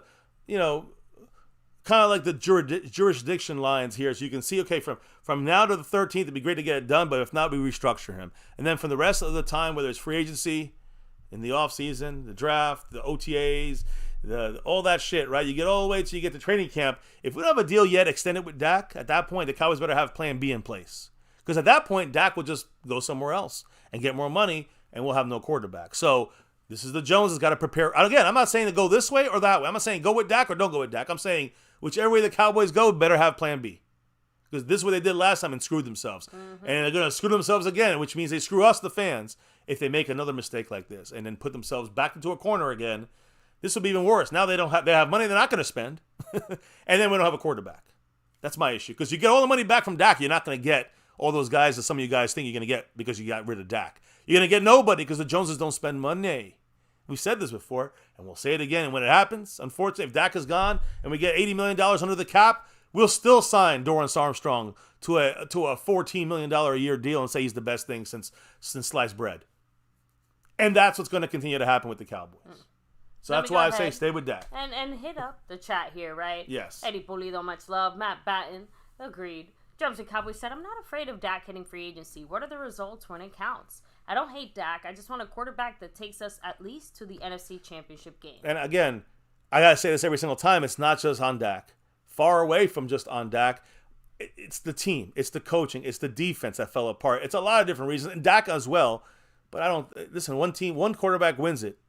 And 3 out of the last 4 years, it was Mahomes. I'm just saying, and the other one was Brady. So to me, it's like, yeah, it's great, but what about all the other quarterbacks that aren't winning? What about Josh Allen and Burrow? And let's say Dak is a top 5 quarterback, whether you like him in the playoffs or not, or a top 7 quarterback. Whether you like him in the playoffs or not, you can't like Josh Allen then, because he can't get him anywhere. And I'm just saying it's the same shit across the board. So to me, Dak is the best chance for us to win the Super Bowl right now. Not a rookie, not some pipe dream that we're going to get some miracle guy undrafted again, or we're going to draft the first-round pick, and he's going to be good. Most first-round picks, 90% of them suck dick. So we're lucky we got Dak. Yeah, it seems like the Cowboys would rather invest in Dak with all the good and all the bad, and at least they know what they have, versus trying to figure out what they might have in another quarterback, whether it ends up being better than Dak or not. And also keeping in mind that even if he ends up better, there's still a very good chance that there's a year or two where he's going to suck and we're going to deal with all those growing pains. So there's a variety of reasons why the Cowboys are basically wanting to double and triple down on keeping Dak in the building. And you got to remember, even, again, people are ignorant out there sometimes. They're not too smart. But you got to remember that Dak Prescott, all right, like everybody else, has a fault to play. The people that are dumb don't realize that there's like a 4% chance they're going to be better than Dak. If you draft them, if you get them from another team, a 4% chance. Do you want to go with that risk, or do you want to try to roll the dice again? Even if we don't win, it's a better chance than if we don't. What about 3 years down the line? 4 years when Dak's gone? You got time. We got to rush to rebuild. Let's rebuild, when the contracts are up. And we got to go into that cap hell for a year or two, and then we're back at it again. But there's going to be some dark times. And right now, whether you agree or disagree, if we had gone all in with this team, we could have got better players around Dak, around the defense. Just keep getting better players on this team. Not for Dak, but on the offense, for McCarthy, for Dak, for everybody. On defense, for Zimmer, for everybody, for Micah. And then that's an all-in with the best team we're going to have in the next 5 years. Let me finish with the shout-outs here, else, because I know the Dak topic can keep us going all night. But it's the Dallas Cowboys, all night not the Dak Cowboys. All night. Mike Aldana said, unfortunately, the quarterback gets none of the praise but shoulders all the blame for the team. That's true. Said, why does the media hate on Dak, but guys like Josh Allen and Herbert get a pass? Responding to Bad Intentions, saying, why do you always compare Dak to Josh Allen and all these other guys? Why? What? I compare him to the top quarterbacks, and those are the top quarterbacks, and most of them haven't won shit. Burrow got there, didn't win shit. Lamar Jackson never got there. Kyler Murray, what? MB Hurts got there, lost. That defense was atrocious against the Packers. Yeah, it was a team loss altogether. Now. People just want to. Here's the thing, guys. We are trying to give a fair kind of assessment on things, but the truth is, and nobody wants to admit, is the air wants to blame. Dak and everybody is to blame for these years of embarrassing losses in the playoffs. They all have a bite of the shit sandwich. People don't understand that. They have this conflated, delusional outset that we're going to draft Mahomes tomorrow. And I'm sorry, Snug, that makes you stupid. You know what I mean? If you think that, then you're dumb. Plain and simple. You don't have to agree with me. But, if you think that, then you got something wrong with you. Because you look at the numbers, you look at the percentages, well, it's called math, science, #facts. So when I look at that and there's I'm going to stick with Dak for a couple more years, not because I love Dak, because Dak is the best we got. And it ain't going to get better with the way the Joneses set shit up and the way things work. Because when you draft a first-round quarterback, 96% of the time, they ain't there after 2 years or 3 years. So go ahead, check the stats, man, and enjoy that. Stewart, take it easy, have a great night. Kind of rolling back here through all the shout-outs. CPG, JD from DC, Double R, much love. And yeah, that was I was confused by your first comment because I'm like, who? High on men? Then I said men. No, because Double R said, Cowboy Nation be safe and blessed. Double R is high on men's. Whoa, it said high on men's. Okay, thank you. That was a typo. Catch. That's good how catch. I was like, Double R, you want to rephrase that maybe? Oh, anyway, Sick Aguilar 04 saying Dak is invited to the carne asada. Jumps the Cowboy said Dakota Rain Montana. Not like the 49ers quarterback, Montana. I see here Matt Batten says, does Dak have a great does Dak have a great defense and a great running back? No, and no. Eddie Palula says, Mahomes and a star. Give me a break. I never said that, Eddie. I said, Mahomes. There's a lot of fans that think by you draft any quarterback, it's Mahomes for the Cowboys. He's like Mahomes for the Cowboys. People don't get that. That's like 1 in a million, guys. That's not like every year there's like 5 Mahomeses. Some of you guys think that shit. Chalk to Montana the way. Take it easy. Have a great night. We're going to do this raffle here. Shout-outs, because if not, yes. We're doing that in just a second here. Wait. Let me keep rolling. No, wait. Thomas Garrett, the Superior Garrett. I know Reddy Red was in the house. Ramon and Carolina Jones. That's right, Mike. Brandon J. They love playing for Mahomes there. I agree. And they love playing for Dak here. Daniel Berry Sports. Yeah, guys.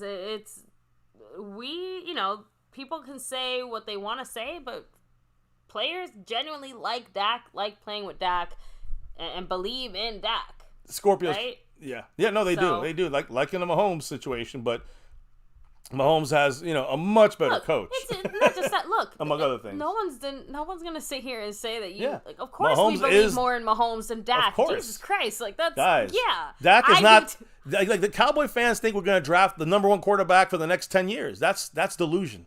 That's the 80% of the Cowboy fan base, and they're delusional. And I'm just saying, you got to remember the facts still stand that is like a very outside chance that the quarterback outside. I'm not saying it can't happen. Outside lucky chance that we get someone better than Dak to replace Dak. The real final comment we're going to make on this, and then we're going to do our raffle. Yes. Similar to how we are moving on from Tyron Smith because his sun is setting here with the Dallas Cowboys. Eventually, one day in the future, Dak Prescott's sun will also set on the Dallas Cowboys. There will come a time where, we will have to move on. We will have to, but for right now, the thing that makes the most sense, if you're trying to actually actively win, is to stick with Dak. Right? We're getting towards that handful of years where that's probably not going to be the case anymore, right? Like, that could even be next year. We don't know, right? But for this 100%. year, 2024, this season, he gives us the best chance to get to where we're trying to go, right? that's why I said if the Cowboys really are in a position where they want to have a foot out the door, where they want to have more options for Dak, they're going to have to pay for it one way or the other. But there are ways to set ourselves up where we can start that process, where we can put ourselves in a position where, yeah, we maybe might have to pay a little more, but paying that little more might be worth it if it means we can jump ship on a player that we're trying to actively move away from, if that's what we want to do. Remember, the Cowboys said it. Jones just messed up this deal with Dak in the first place. If they had done it right, this wouldn't even be an issue right now. We could have had this issue sorted out years ago. By the way, Raul says Aikman, first-round pick, first pick overall. Guess what happened? 1-15 that first year. I remember everybody wanted Steve Walsh to take over and shit. And then, of course, under Jimmy Johnson, the right coaching, got this team on the right track and on forward. So, again, I'm just trying to say, we got Emmett that second year, but that wasn't the only reason. It was great moves by Jimmy Johnson. So, again, it's Aikman got the help he needed. Or else it could have been a whole different story there. So, to me, it's about how you develop these quarterbacks. You just can't draft the top guy and say, you got it, because they don't got it. Now, Trevor Lawrence ain't got it. Lamar Jackson ain't got it. What's his name? Josh Allen ain't got it. Burrow ain't got it. None of these guys got it. Hurts ain't got it. Drums the Cowboys said, and I'm glad you brought up that example because, it speaks to exactly what I'm saying here. Drums the Cowboys said, I don't buy Dak's our only savior. If teams had that closed-minded mentality, they wouldn't roll the dice on players like Purdy or other solid QBs, not Mahomes, but someone who can win it. Now, here's the thing. What do you think the Niners are going to do? Because they certainly didn't draft Brock Purdy with the intention of him being their starter. They drafted him to be like the backup to the backup. Yeah, Trey Lance was supposed to be the starter. And then guess what? As the dominoes started falling, he had a Dak Prescott-esque situation where, he's the last man standing. I guess I got to go be a quarterback. And next thing you know, he does great in their system and does great doing what they do. No, so when the Niners signed Purdy to that big contract... Yeah, when that happens. When it happens, right? Because it is happening. Like or will everything. It? Or will they let him go? I guess you never know because Purdy's showing they can just draft some rando. They could draft the last player of the draft and still get him to get to a Super Bowl. So, and the reason I point that out is just because the Niners are moving in a direction where they are going to spend big money on Purdy, and then what? Right? Because Purdy's definitely shown he can get there. He's gotten there. Yeah. But, and I'm only using that argument because, again, I know most of us would feel very differently. Like you said, get us to an NFC Championship game, get us those Super Bowl appearances or something. We would feel better about this team. But guess what? That still doesn't win us a Super Bowl. Getting close does not win us a Super Bowl. I'm telling you right now, if Dak got us to a Cowboys championship, everybody bitching he's not good enough because he didn't get us to the Super Bowl. And this is the way it's going to be. The goalposts will continue to move. Correct. And the reason I say that is because always all these players will inevitably get paid and inevitably be replaced at some point. And the way that replacing happens a little differently. But the Cowboys, remember, stumbled ass backwards into Dak himself, too. So, anyway, we'll save more of this Dak discussion here, obviously, in the next few days and weeks. But we have a raffle to do, guys. I did want to say that Cooper Rush, Bad Intentions, makes a comment about Cooper Rush saying, that he was 5-1 when Dak. You know why he was so good when Dak wasn't there? Because the coach, Mike McCarthy, took over the play calling last year against Cincinnati and those other. And Cooper Rush is still one of the worst quarterbacks in the NFL. I know you don't want to know this. I know you don't want to hear this part, Bad Intentions. One of the worst efficient quarterbacks, the least efficient quarterbacks in the NFL. Cooper Rush was that guy during that 6-game stretch. But he didn't win 5 games. The team won 5 games. The system won 5 games. The coaching won 5 games. It was a team effort. It wasn't Cooper Rush. You could say you could put Cooper Rush in San Francisco. They'll probably go far because it's the system. But when it comes to... If Cooper Rush was worth more than a nickel, wouldn't teams be falling all over themselves to sign him? Wouldn't anybody be calling us about him? No? Yes? Maybe? I'm sorry. There's 31 other teams in the NFL. Cooper Rush is bad for a reason, guys. And I'm just saying he's not bad. He's a backup for a reason. He's never going to be a starter. So if you want to replace Dak Prescott with Cooper Rush, you are insane, Bad Intentions. Yep, and the final, right? Mike Cardona, he said Dak was on a cheap deal too, but then we squandered his opportunities. So yeah, the Cowboys didn't take advantage when Dak was basically the equivalent of $5 contractually speaking. You know what the Cowboys did with that money? You know what the Cowboys did with all that money? We had a lot of cap money to use. You know what we did? Nothing. And that's what we're going to do when Dak is gone and we got a rookie. And everyone's going to say, well, we got $83 million now. What are we going to do? And we're going to do nothing. And you can sit there and say, well, we were in cap hell because we were still paying for all these guys and doing all this stuff. No, it'll be after cap hell. But I was going to say, but let's fast forward to the here and the now because we're in a situation now where we're not in cap hell. We have the money to spend. We can bring the talent around Dak. So what's your excuse now, Cowboys? What are we going to do? Nothing. That's All right. That's it. With that said, Let's guys, do this again, raffle. remember, guys, this is the final raffle of only Star and Over Everything. Huge shout out to everybody, by the way, repping on that membership side. Really do appreciate everybody here, of course. But yeah, after this one, if you are the sponsor of the week, guess what? Lucky you. You get to be included in that. And if you are, one of these Star members, I guess even better. You get if you're Star Over Everything, you get bonus entries, you get more entries. Let's explain here again. You see it every month. We have this raffle starting in March, at the end of March. Well, I guess this is March now, but this is for February. For the March raffle, we're not just going to include Star and Over Everything level memberships, but we're also going to have the weekly winners get an entry. If you win it 4 weeks in a row, you get 4 chances added to that top spot, to that raffle.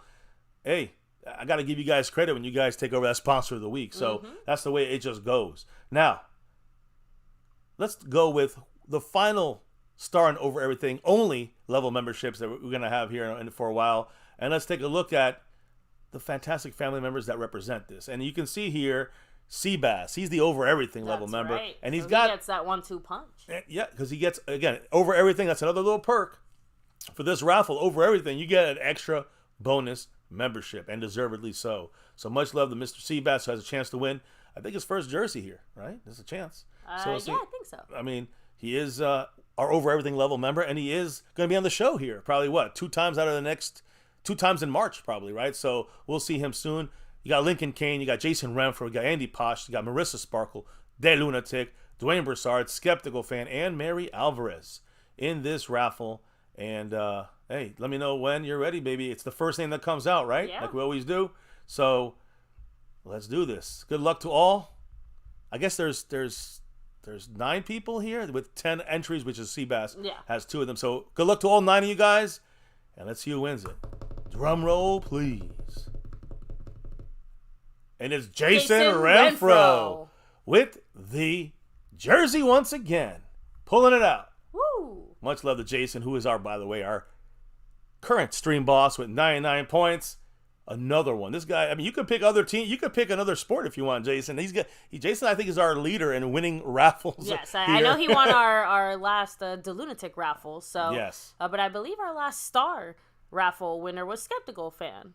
I think so. Yeah. Yeah. So again, huge shout out to Jason Renfro, of course, the MCF Star and Over Everything member raffle. And that now will change, as we know, when it comes to next month, when we'll have a couple other names in the mix there, like the sponsor of the week winners and the weekly winners. Scorpio, he can technically choose a non-cowboy jersey, but I think he had a specific one in mind because he was trying to complete one of his sets. So I know we got to hit up the man Jason and see which one it is exactly that he wants. But again, shout out to everybody, of course, representing, showing the love, dropping the love. Jason Renfro happens to be the stream boss right now. So 99 points up there on that stream boss. Huge shout out to him. Yeah, and by the way, I wanted to make a mention that this is nothing to do with the Lunatic's raffle. The Lunatic has, I think he's going to have another raffle for the draft time frame. So look for that for the Lunatic to get him back on here. Always much love to the Lunatic. But also, of course, guys, we hate Cowboy Mosh and his jerseys. And hey, this is just a little perk we do for you guys if you're in the memberships of those top shelf levels, right? Like the Star and Over Everything. So again, appreciate everybody who participates and really is one of the top supporters of this board, of this channel, of those in the Star and Over Everything level of membership. So thank you guys. Jason Renfro, yay! I'm glad you're here. Congrats! You got the Star raffle winnings there. Yeah. So let us know the big win from Jason. What jersey you'd like. Yeah, jersey. It could be a different sport if you want. I mean, let us know. Whatever we got, if it's available, we'll get to you, brother. And congrats again on the big win. So with that said, thank you very much, sponsor of the week. Yes. McLovin, who's been showing the love back-to-back 2 weeks in a row, I believe. What? Guess what happens, He's going for 3. He's got 3. He is our sponsor. He's the leader of the leaderboard, the winner of the leaderboard, and our sponsor of the week, starting tomorrow. So, again, 3 weeks in a row of domination. And honestly, he doesn't stop there because he's also the Cash App King for 3 weeks in a row, except now it's 4 in a row. Much love to him, to Mr. McLovin. 4 in a row, starting tomorrow. 4 in a row on the Cash App, 3 in a row as a sponsor of the week. And by the way, we do have the Cash App will start over again tomorrow, tonight actually, on After Dark, if you're there. But SCO971 already dropped 10 for there. So that's for tomorrow. He's got the lead for tomorrow in the Cash App right now. SCO971, he said good evening, MCF. And we'll see you over at MCF After Dark. So, hey, if you know what we're talking about, you know where to go. Some people can't take it. Maybe they're a little too triggered. Make sure you stay away. You don't want to cry. So, I understand if you guys got to go somewhere else. That's cool. But those that can hang, come on down. We'll have some fun. So, again, McLovin, congrats to the man McLovin. Again, thank you to SCO971, who's now in the lead on the Cash App board starting tomorrow. And Jason Renfro, 99 points in the Stream Boss and Jersey winner. Congrats to him. And don't forget, we have a back-to-back as well, baby, in the gifting membership board of things. Because, yes, right now, the gifting membership champion is Skeptical Fan. And he also has held it down. That's right. Wins by 2 over Jason Renfro. I guess Jason can drop 2 now, or 3 now and win it. But Jason Renfro comes in second on that part of the board right behind Skeptical Fan. It looks like he's going back-to-back like our 90s Cowboys. You know how this goes. So on that note, guys, we cannot do this without you all. Truly, thank you, McLovin, Jason Renfro, Skeptical Fan, SCO971, and everybody else who dropped the love tonight over the After Dark sessions. Jason Renfro, Skeptical Fan, Brandon J, SCO971, Smokey, McLovin, Andy Potch. Thank you, guys. As we wrap up this week, we'll be back tomorrow starting a new week with some new info updates and everything about our Dallas Cowboys. So, baby, as we get ready to get out of here, I know you don't see us anymore. I took us away. But we'll be back tomorrow. And, guys, before we can officially drop out of here for the night, I know we did all the shout-outs already and all that good stuff. Before we can drop out for the night, baby, what do we got to do? Why do we do this each and every night on MCF? It's that navy blue, that silver too, and that star over everything. Good, bad, or ugly. Win, lose, or draw. Here on MCF, we always rep that star over everything. And here in this channel, almost 7 years, a couple months away from 7 years on YouTube and beyond, hopefully. Here on My Cowboys Family, never forget the number one thing here, now, and forever. As always, go Cowboys. Let's get that 6 and beyond, even though it might be without Tyron Smith. We wave goodbye to him. Thank you all for rocking with us here, guys. Dropping the knowledge. Most of you guys dropping knowledge in the chat. Like 99% of you guys dropping knowledge in the chat. Thank you all for dropping your thoughts and knowledge in the chat. Thank you all for dropping the love from above. Cannot do this without you guys and your support. Congrats to Jason on the big raffle jersey win and the Star and Over Everything level membership. And baby, if we can drop out, clock out of here, relock and reload for a new week and a new day tomorrow. Tell everybody what we got to do before we get on out of here and drop out of here for the night. We got to drop the beat. Oh, yeah. The beat's been dropped. It is a Rizap here as we completed another Cowboys chat. Yes, Combine style, Tyron Smith style. We talked about the last 2 days. We're all caught up, guys, and we'll be back tomorrow on Monday for some more news, info, and updates on our Dallas Cowboys. I hope you enjoyed our show. Enjoyed everybody being here with us on MCF. It's about that navy blue, that silver too, and that star. Always over everything. Here on My Cowboys Family, never forget the number one thing. Much love to everyone in the house. We'll see you back here for another one. I cannot do this without your guys' love and support. So don't forget to hit that like button. Hit that subscribe button. Hit that notification bell button. And set it to all videos. So you know we're going live. You can follow us at all social media, Twitter, X, at My Cowboys Family. Jump in the Discord. All the other info is in our description. Much love to all. If you're watching as a replay, put your comments down below. Appreciate everybody and their thoughts. Thank you, guys. Have a safe and great night. Peace out. By the way, I see Jason Renfro in the house. We'll see his drop come through here in a minute. $1 holler. And I go, Cowboys. Much love to you, Jason. We'll see you back here tomorrow. Everybody in the house. Much love. Stay safe. And never, ever forget, yeah, Cowboys!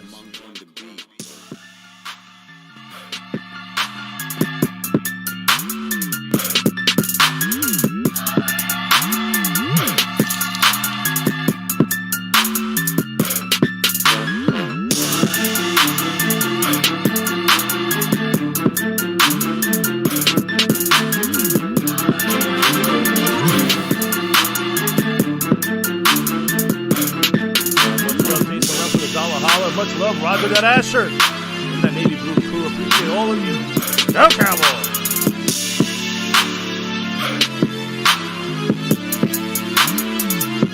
Monk on the beat.